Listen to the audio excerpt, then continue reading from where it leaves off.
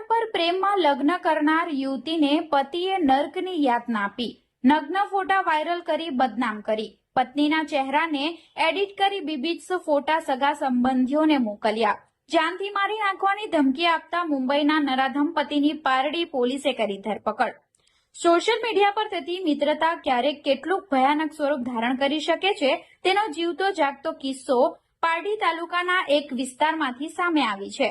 ઇન્સ્ટાગ્રામના માધ્યમથી પ્રેમમાં પડી લગ્ન કરનાર 25 વર્ષીય પરિણીતાને તેના પતિએ શારીરિક માનસિક ત્રાસ આપી તેના ચહેરાનો ઉપયોગ કરી અશ્લીલ ફોટા સોશિયલ મીડિયા પર વાયરલ કરતા સમગ્ર પંથકમાં ચકચાર મચી ગઈ છે। પોલીસે નરાધમ પતિની ધરપકડ કરી છે। પારડીના એક વિસ્તારમાં પિયરમાં રહેતી પીડિતાએ વર્ષ 2017માં પ્રથમ લગ્ન બાદ છૂટાછેડા લઈને પોતાની 7 વર્ષની પુત્રી સાથે રહેતી હતી। આ દરમિયાન ઇન્સ્ટાગ્રામ પર મુંબઈના સિદ્ધાર્થ સુખદેવ લાંડગે સાથે તેની મિત્રતા થઈ હતી। સિદ્ધાર્થે પીડિતાની દીકરીને સ્વીકારવાની ખાતરી આપતા વર્ષ 2022માં બંનેએ મહારાષ્ટ્રમાં પ્રેમ લગ્ન કર્યા હતા। લગ્ન બાદ તેમને એક પુત્ર પણ થયો હતો। જોકે થોડા સમય બાદ સિદ્ધાર્થે પત્ની પર વહેમ રાખી નાની નાની વાતોમાં ઝઘડા કરી ઢોરમાર મારવાનું શરૂ કર્યું હતું। પતિના ત્રાસથી કંટાળી પીડિતા પિયર રહેવા આવી ગઈ હતી।